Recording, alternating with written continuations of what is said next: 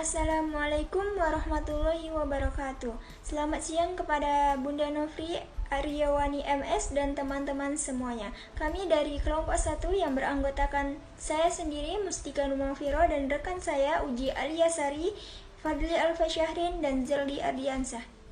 Baiklah, di sini kami akan mempresentasikan tugas kuliah kami untuk mata kuliah Manajemen Lembaga Keuangan Islam dengan judul Sistem Keuangan dan Lembaga Keuangan. Baik, saya akan menjelaskan tentang sistem keuangan. Sistem keuangan dalam suatu negara terdiri dari unit-unit lembaga keuangan, baik institusi perbankan, lembaga keuangan bukan bank, serta pasar yang saling berinteraksi secara kompleks dengan tujuan memobilisasi dana untuk investasi dan menyediakan fasilitas sistem pembayaran untuk pembiayaan aktivitas komersial. Dalam sistem keuangan, terjadi intermediasi antara yang memiliki dana dan yang membutuhkan dana, transformasi dan pengelolaan risiko, serta penemuan harga pasar. Suatu sistem keuangan yang efisien dan kokoh adalah sistem keuangan yang mampu memobilisasi dan mengalokasikan sumber daya yang terbatas kepada aktivitas yang memberikan tingkat pengembalian yang optimal dan mampu berkontribusi secara penuh dalam pertumbuhan ekonomi suatu negara secara sehat, berkelanjutan, dan seimbang. Selanjutnya saya akan menjelaskan tentang sistem keuangan. Sistem keuangan merupakan salah satu unsur yang paling penting dalam setiap perekonomian negara. Sistem keuangan modern tidak bisa berfungsi tanpa sistem keuangan. Lalu, apa yang dimaksud dengan sistem keuangan syariah? Sistem keuangan syariah merupakan sistem keuangan yang menjembatani antara pihak yang membutuhkan dengan pihak yang kelebihan dana melalui produk dan jasa keuangan yang sesuai dengan prinsip-prinsip syariah. Nah, tujuan dari sistem keuangan syariah ini adalah untuk menghapuskan bunga dari semua transaksi keuangan dan menjalankan aktivitasnya sesuai dengan prinsip-prinsip syariah, distribusi kekayaan yang adil dan merata, kemajuan pembangunan ekonomi.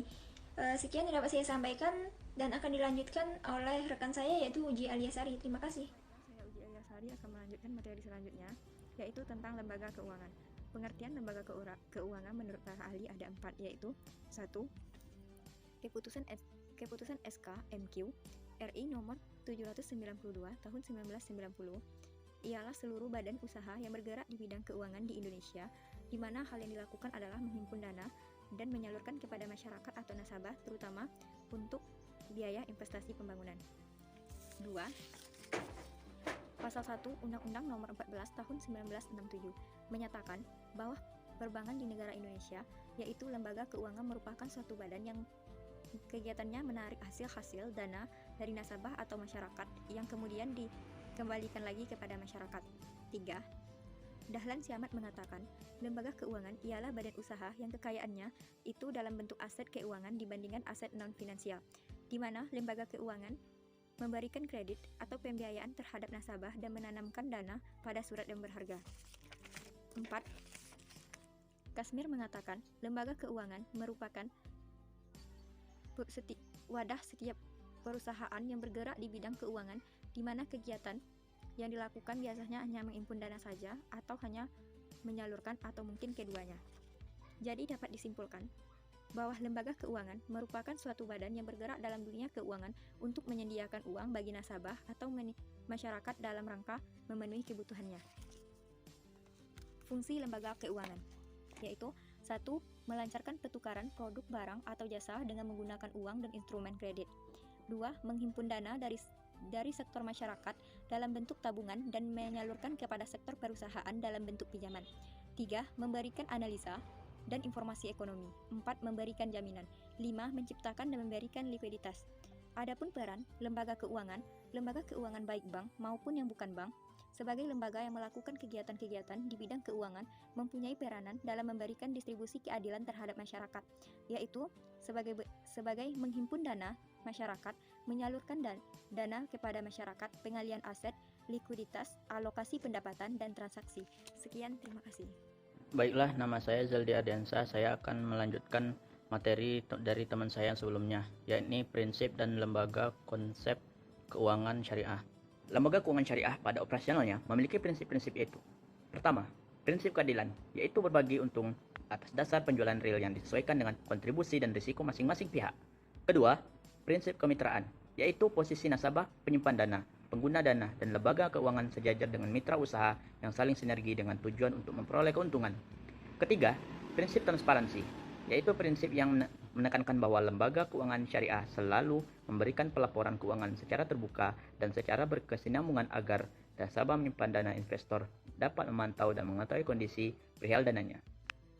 Dan terakhir, prinsip universal, yaitu prinsip yang tidak membeda-bedakan agama, ras, suku, dan golongan dalam masyarakat.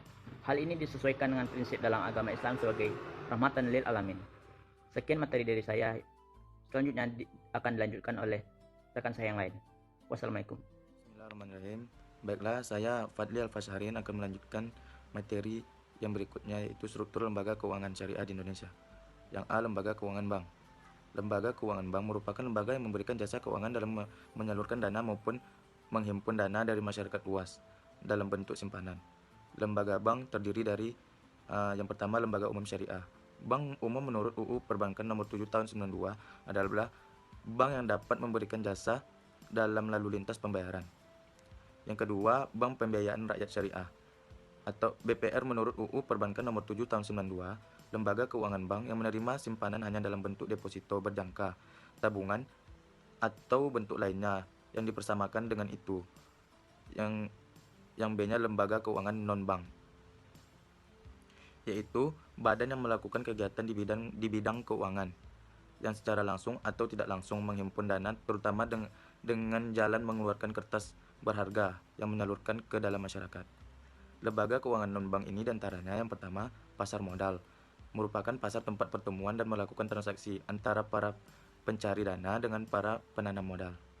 Yang kedua, pasar uang. Pasar uang hampir sama dengan pasar modal, bedanya jangka waktu pasar uang lebih banyak dilakukan melalui media elektronik, sehingga nasabah tidak perlu datang secara langsung.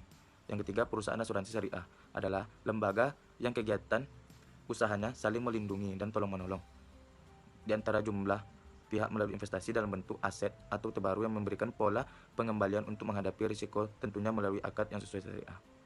Terima kasih. Wassalamualaikum warahmatullahi wabarakatuh.